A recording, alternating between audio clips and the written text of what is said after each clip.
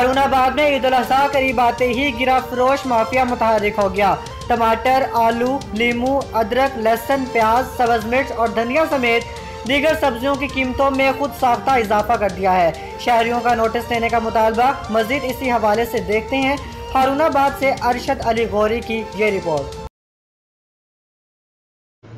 ईद कुर्बा करीब आते ही ग्राम फरोश माफिया ने आवाम को ज़िबा करने की तैयारियां शुरू कर दी हैं। सब्जियों समेत खुसूसन आलू, प्याज, अदरक, लहसुन, टमाटर, लीमू, सब्ज़ मिर्च और धनिया की कीमतों में खुद साख्ता इजाफा करके आवाम को लूटने की तैयारियां शुरू कर दी हैं।